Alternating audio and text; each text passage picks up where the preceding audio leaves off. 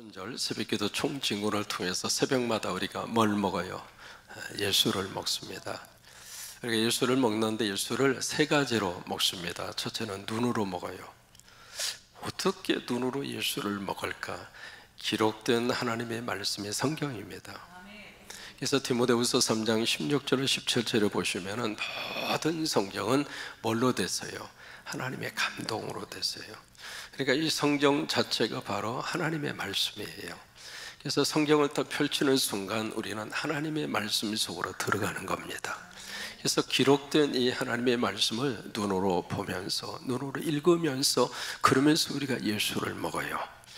여러분, 성경을 더 가까이 하시기를 바라고, 성경이 여러분들의 손때가 묻기를 바라고, 성경 읽으면서 나도 모르게 눈물이 이 성경을 적시고, 성경을 읽으면서 이 성경 속에 내 영혼에 거룩한 은혜가 적셔지고, 여러분, 그럴수록 우리 영적으로 하나님의 복을 받습니다.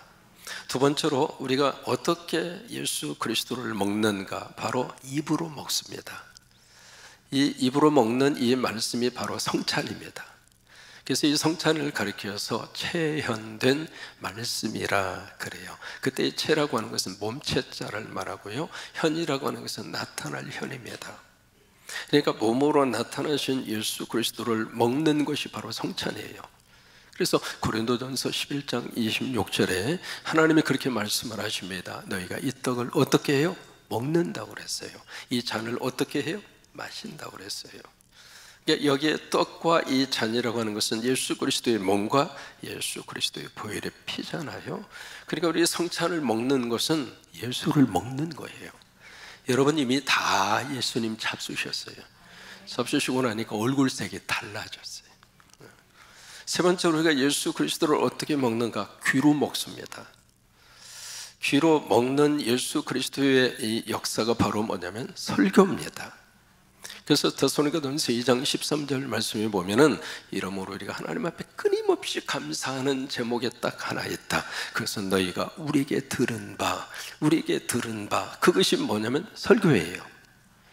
설교를 우리가 듣잖아요. 들으면서 우리가 이 설교를 통해서 예수 그리스도를 먹는 거예요.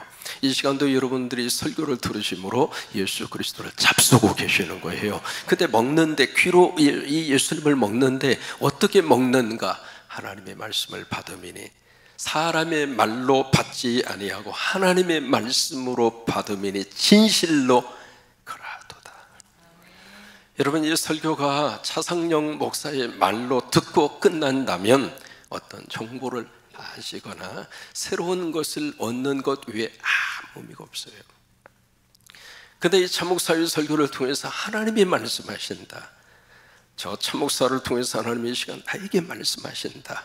오늘 이 예배에 참석하게 한 그 이유가 뭘까? 오늘 세우신 저 주의 종을 통해서 하나님이 나에게 하실 말씀이 있다. 그래서 저 차목사의 말이 아니라 저 차목사를 통해서 하나님이 말씀하시는, 나에게 말씀하시는 하나님의 음성으로 듣는 것, 그것이 설교를 통해서 우리가 귀로 먹는 거예요. 그래서 우리가 예수를 먹는데 첫째로 눈으로 먹어요. 두 번째 뭘로 먹어요? 입으로 먹어요. 세 번째 뭘로 먹어요? 귀로 먹어요. 여러분, 예수님 잘 잡수시고 잘 사세요. 예수님 잡수시고 영혼이 잘 되시기를 바라고, 예수님 잡수시고 여러분 다 범사가 형통하시기를 바라고, 예수님 잡수시고 여러분 건강도 하시고 영적으로도 풍요한 복을 받으시고, 그런 역사가 임하기를 주의 이름으로 축원합니다. 오늘 설교 제목이 성도 폭삭 소가수다. 어디서 들어본 말 같은데, 지금 넷플릭스에서 반영이 됐죠. 이미 다 끝났죠. 3월 말로 끝났으니까는요. 이 넷플릭스 반영이 되고 있는 드라마의 제목입니다. 이게 전 세계에서 비영어권 드라마 가운데 넘버원입니다. 얼마나 인기가 많은지. 미국 남자들이 드라마를 보면서 별로 안 울어요. 근데 이 드라마를 보면서 미국 남자들이 울어요. 이게 무슨 내용인지 모르면 오늘부터 가서 좀 보세요. 저도 이 설교 준비를 하면서부터 그때부터 보기 시작해서 어제 저녁까지 보다가 왔어요. 제주도를 배경으로 해서 찍은 드라마입니다. 근데 이 제목을 보면은 참 이 폭삭 속았수다. 이게 어젠가요? 25일로 기억하는데요. 타임지에 이 드라마에 대한 분석 기사가 나올 정도로. 여러분, 이 정도면 보통이 아니잖아요. 우리가 한국 드라마 가운데 전 세계 사람들의 어떤 인기를 얻었던 드라마가 오징어 게임이 있습니다. 저는 한국에 있으면서도요, 그 드라마가 그렇게 인기가 있는 줄 몰랐거든요. 근데 미국에 딸네 집에 딱 갔는데 도착하자마자 아빠, 왜 오징어 게임 알아? 그러더라고요. 그래서 무슨 게임? 오징어 게임이래요. 그래서 뭔데 그랬더니 아빠는 한국에 있으면서 그것도 모르느냐고. 열받아가지고 그날 저녁 그거 다 봤잖아요. 이 K 드라마가 이렇게 전 세계에 쫙 그렇게 인기를 얻고 있습니다. 대한민국 보통 나라 아닙니다. 아멘 좀 크게 해줘요. 대한민국 보통 나라 아닙니다. K 드라마 하니까 벌써 이제 그 정도로 인기를 얻고 있는데, 이 폭삭 속았수다 이 제목을 딱 보면 첫 번째 뉘앙스가 폭삭 망했구나, 폭삭 속았구나, 뭐 그런 뉘앙스가 있습니다만은 제주도 방언으로 폭삭 속았수다라고 하는 단어의 뜻은 매우 고생했다, 참 수고했다, 그런 뜻을 가지고 있는 드라마 제목이 폭삭 속았수다라고 하는 제목이랍니다. 저는 이 로마서 7장의 말씀을 쭉 이렇게 묵상을 하면서 저 드라마의 그 제목에 자꾸 머릿속에 오버랩이 되는 거예요. 성도 폭삭 속았수다. 이 시간 예배하는 여러분, 폭삭 속았수다. 자, 옆에 있는 분에게 한번 이야기해 줘요. 폭삭 속았수다. 한 주간 여러분 치열한 삶의 현장에서 살다가 예배 시간에 오셨잖아요. 이 시간에 하나님이 우리에게 무슨 말씀을 하실까? 제주도 방언으로 말하면 폭삭 속았수다. 로마서 7장 1절 말씀은 이렇게 시작을 합니다. 형제들아, 형제자매들아, 내가 법을 아는 너희들에게 이 글을 쓰고 있다 그랬어요. 근데 너희는 그 법이 사람이 살아있는 동안에 뭘 하느냐면 주관한다 이 말이에요. 주관한다는 이야기는 뒤에서 오버한다 이 말이에요. 컨트롤한다 이 말이에요. 여러분, 법이라고 하는 것은 굉장히 냉정하잖아요. 법이라고 하는 것은 아주 맺고 끊는 것이 분명하잖아요. 지금 시간 4월 4일 11시 22분 피청구인 대통령 윤석열을 파면한다. 그 순간에 파면한다 라고 하는 말이 떨어지는 순간 더 이상 대한민국의 대통령이 아닙니다. 미국에서는요, 법정에서 판사가 판결을 할 때 법봉을 때립니다. 땅땅땅. 한국에서 과거에 법봉을 때렸지만 지금은 안 하고 주문만 딱 선언하고 끝나더라고요. 그래서 주문한다 라고 하는 말이 떨어지는 순간 이미 현직에서 전직 신분으로 바뀌어지는 거예요. 그 순간에 그 법정에서 아니, 그 판결이 잘못됐다고, 나는 받아들일 수 없다고, 문제가 있다고, 거기서 여러분 때를 쓴다고 그게 번복됩니까? 아니잖아요. 이 법이 가지고 있는 특성 가운데 하나입니다. 이게 법이라고 하는 것은 어떤 문제 앞에서 정확하게 그들이 가지고 있는 권유를 가지고 법에 의해서 이것도 당신 범법 행위로 했고 5가지에 대해서 쭉 거기에 22분에 걸쳐서 쭉 선언을 했잖아요. 그 과정을 통해서 결론적으로 더 이상 당신은 그 직에 유지할 만한 그런 자격이 없습니다. 파면한다 하는 순간 더 이상 그는 대한민국을 대표하는 대통령이 아니라 이 말이죠. 이게 법이에요. 오늘 로마서 7장 속에 그 법에 대한 문제를 위해서 다루고 있는 겁니다. 그 법을 알고 있는 너희들, 법을 모르는 그들이 아닙니다. 우리는 알고 있잖아요. 여러분, 대한민국은 민주주의 공화국입니다. 그리고 민주주의 공화국의 모든 이 권리와 이 모든 파워의 원천은 누구냐면 국민이랍니다. 국민으로부터 나온다 그런 거예요. 그렇죠? 그 국민에 의해서 나오는 거잖아요. 근데 국민들이 신임을 하면서 당신이 그 자리에 올라가서 국민들이 바라고 원하는 그 방향으로 당신이 우리를 대표해서 이 일을 해주셔야 하고 위임해 준 거예요. 맡겨준 거란 말이죠. 근데 맡겨줬는데 제대로 하지를 못하니까 법의 심판을 받고 이제는 당신대로시오. 전 세계 역사 가운데 참 민주주의 국가의 시스템 속에서 평화롭게 아무 일이 없었잖아요. 그렇죠? 소요 사태도 더 이상 일어나지 않았고, 참 우리가 더 많이 기도합니다. 하나님 이제는 하나가 되게 해달라고. 정말 우리 국민이 이제 하나가 돼서 비온 뒤에 땅이 굳어지는 것처럼 이 사건과 이 일 때문에 더 우리나라 국민들이 하나가 돼서, 정치적으로 다를 수는 있고 생각이 다를 수도 있고 그 사람이 다 그럴 수 있잖아요.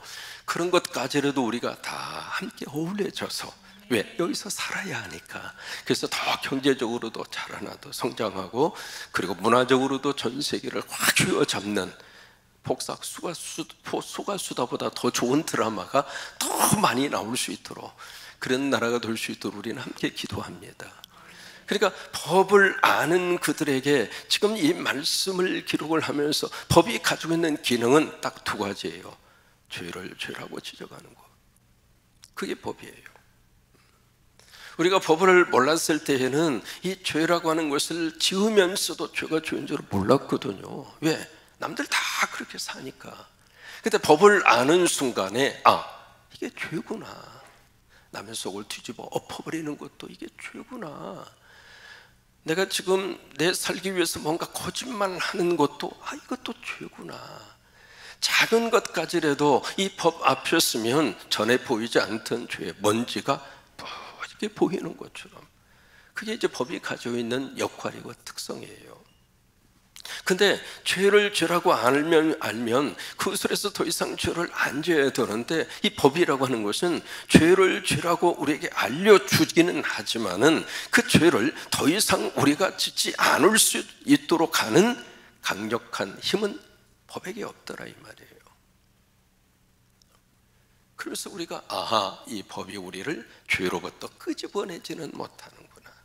이 법이 우리를 죄의 그 상태에서 살려내거나 구원해 줄 수는 없구나. 그걸 우리가 알게 되는 것이 법이라 이 말이에요. 오늘 15절 말씀에 이렇게 말씀이 시작이 됩니다. 내가 원하는 것이 있습니다. 그게 바로 뭐냐? 선하게 살고 싶어요. 선을 행하고 싶어요. 그런데 도리어 정반대로 내가 원하지 아니하는 악을 내가 지금 행하면서 살고 있더라 이 말이에요. 여러분, 저 15절의 말씀을 지금 누가 하고 있습니까? 죄짓고 감옥에 들어가 있는 사람이 그 말을 했습니까? 아니면 전혀 예수 그리스도를 모르고 믿음이 뭔가도 모르는 사람이 지금 저 말을 하고 있습니까? 아니면 세상 사람들이 지금 저 말을 하고 있습니까? 지금 누가 하고 있죠? 바울입니다.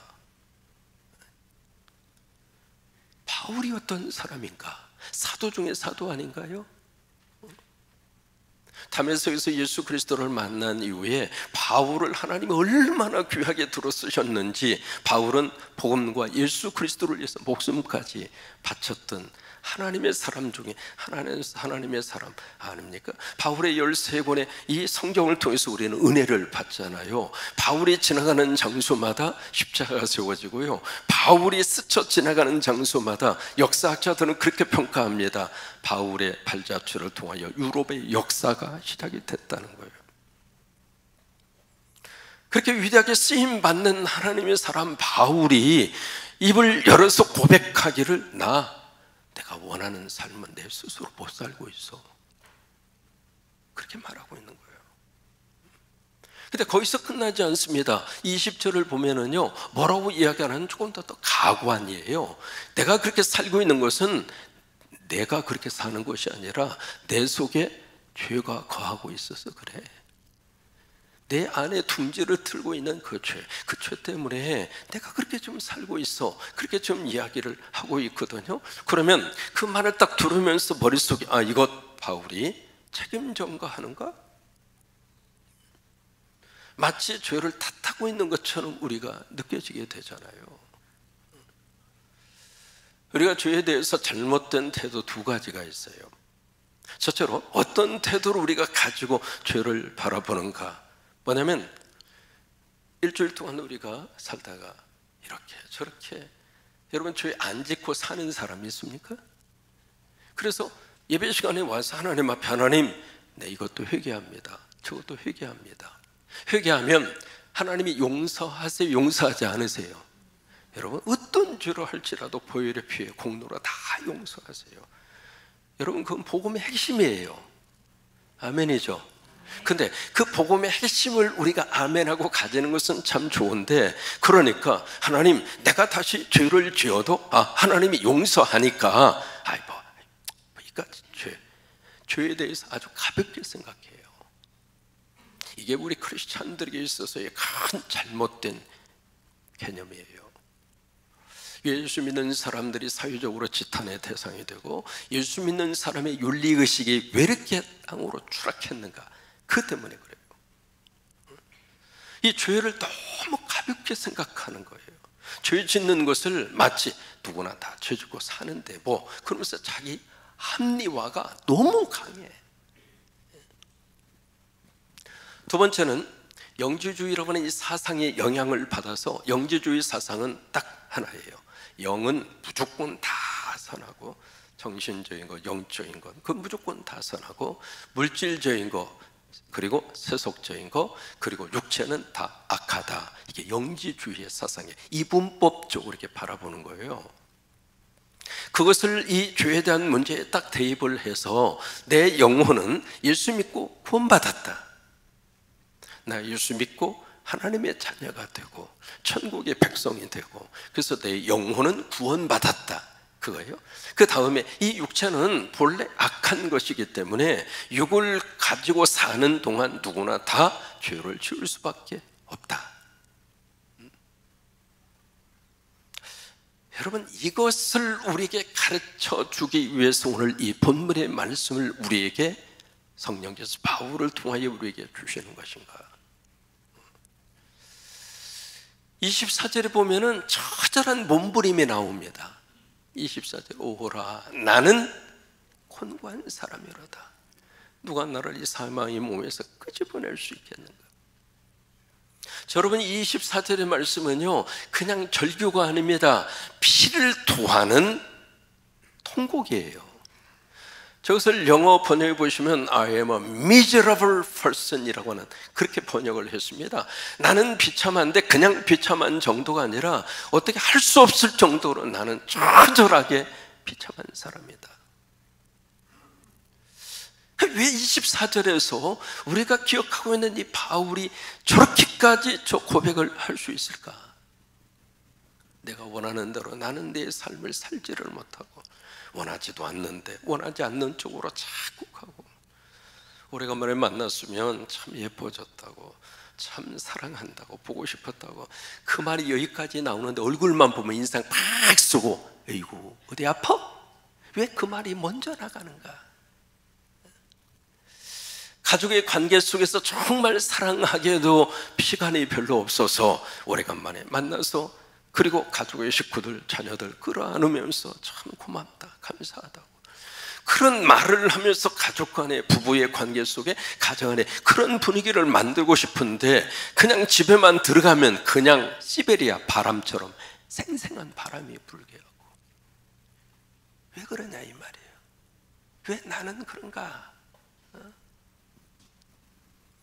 내가 예수를 믿고 살고 있지만은 아직도 죄의 굴레 속에 내가 딱 사로잡혀서, 다시 말해 죄에게 종이 돼서 제가 시키는 대로 줄줄줄 끌려다니면서 왜 나는 그렇게 살고 있는가?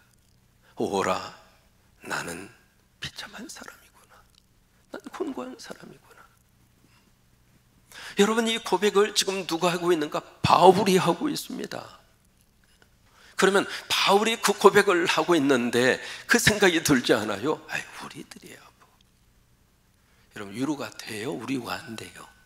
저는요 이 말씀 보면서 진짜 위로가 됐어요. 바울도 이런데 뭐. 안 그래요? 그러면 여기에 이 말씀을 통해서 우리에게 무슨 메시지를 주고 싶은가? 죄의 현실을 똑바로 보라 이 말이에요. 여러분, 죄가 그렇게 가벼운 존재가 아닙니다. 우리가 죄에 대해서 두 가지의 어떤 태도를 갖게 됩니다. 첫째, 죄에 대해서 도피합니다. 아니면 죄를 철저히 무시합니다. 아니면 죄를 방치합니다. 그러면 성경은 죄를 방치하라 우리에게 말씀을 하시는가? 아니에요. 여러분, 방치하시면 큰일 납니다. 왜? 죄의 싹은 죽음이니까 방치하면 안 됩니다.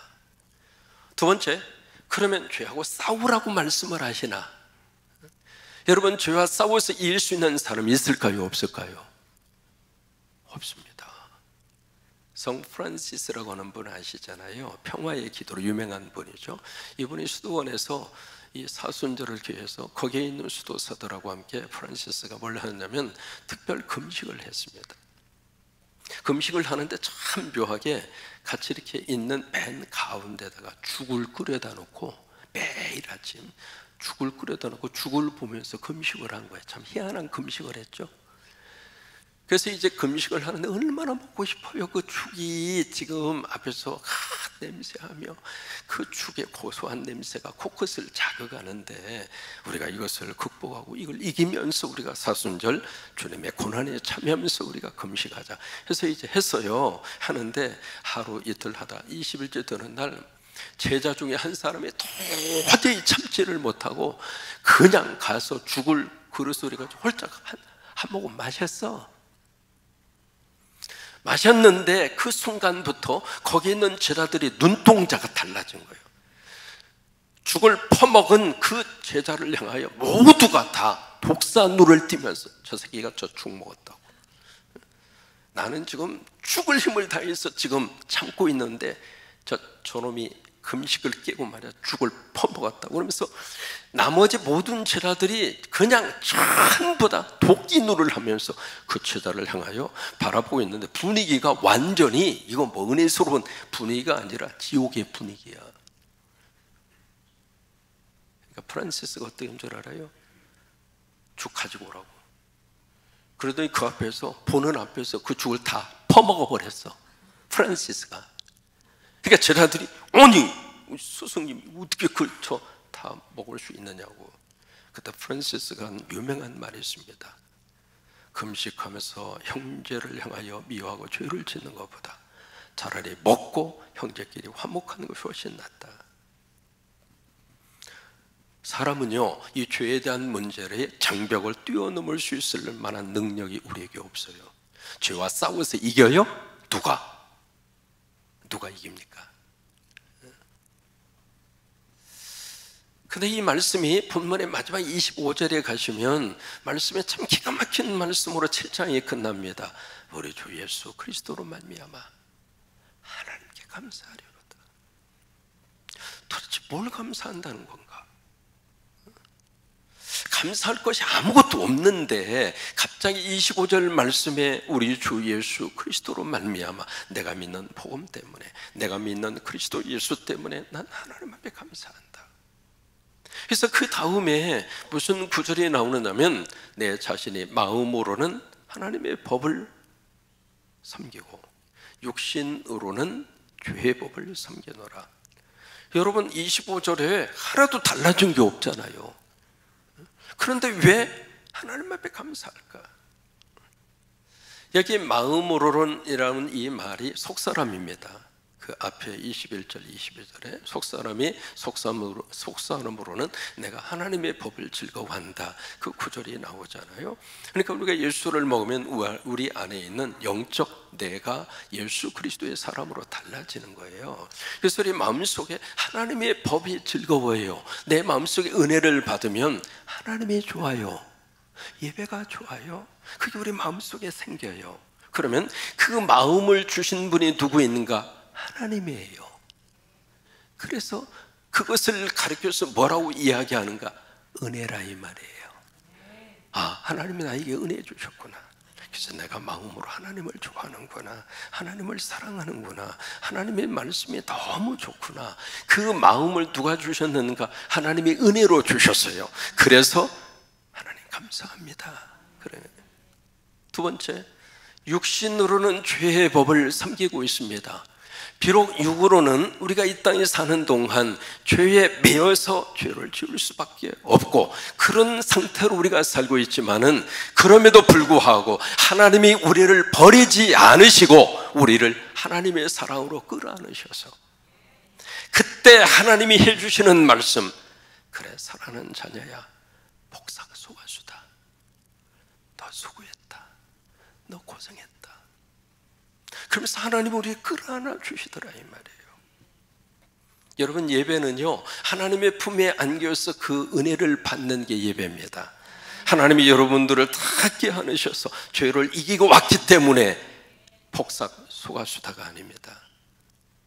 아직도 그 상태에 살고 있지만 그래도 아버지가 좋아요.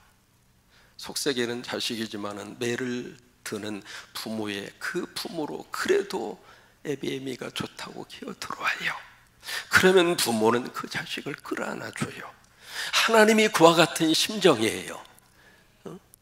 그래도 우리 육신으로는 주의 법을 섬기면서 매일 살고 있지만은 그래도 예배 시간에 오셨잖아요. 그래 하나님 앞에 예배하잖아요. 그러니까 하나님이 우리를 보시면서 우리를 끌어안으시면서, 그래 사랑하는 성도야, 복삭 수고하주다. 너 참 수고했다. 너 참 애썼다. 여러분, 이 하나님의 위로와 하나님의 역사하심이 여러분 가운데 충만하시기를 축복합니다. 이게 복삭 수고하수다, 그 드라마 명대사 가운데 하나가 예순이라고 나옵니다. 주인공 가운데 한 사람이죠. 세 여인의 삶을 중심으로 해서 그것을 봄, 여름, 가을, 겨울 4개의 시즌으로 해서 인생을 쭉 이렇게 그려낸 그런 드라마예요. 그런데 거기에 이제 예순이라고 하는 그분이 아주 18살에 사랑하는 남자를 만나서 일찍 결혼을 해요. 우리 아기를 낳았어요. 아기를 낳은 다음에 그 예순이가 하는 말이 있습니다. 내가 엄마가 되고 보니까 엄마가 더 보고 싶네.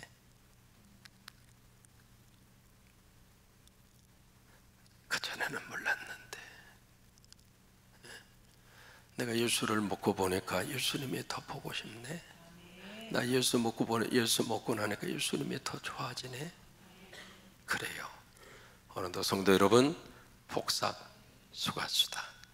주님의 품에 안기셔서 하나님의 위로하심이 여러분 가운데 넘치기를 주의 이름으로 축원합니다. 자, 우리 여러분 옆에 있는 분 보시면서 한번 이야기해 주세요. 복삭 수고하시다. 평일에도 그 말로 하면서 복삭 늙었수다 그런 생각하지 말고 복삭 수고하시다 다시 한번 해주실래요? 복삭 수고하시다. 아주 수고하셨다 그 말이에요. 고생하셨다 그 말이에요. 자, 우리 그 사랑 얼마나 함께 찬양합니다.